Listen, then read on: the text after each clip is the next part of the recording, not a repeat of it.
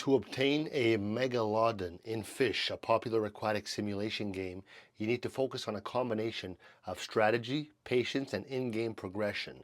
First, ensure that you have unlocked all the necessary zones or environments in the game where Megalodons are known to spawn.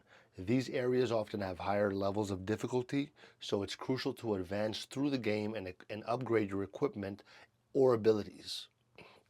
Start by building up a collection of resources such as food and currency, which is going to help you attract more rare fish.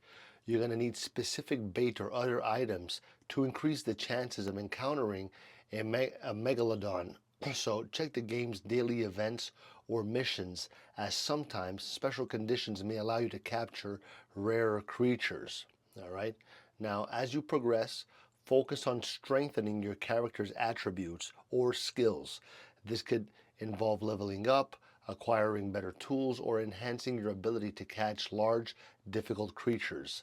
Some versions of the game may require you to defeat a series of challenges or complete a quest line before the Megalodon becomes available.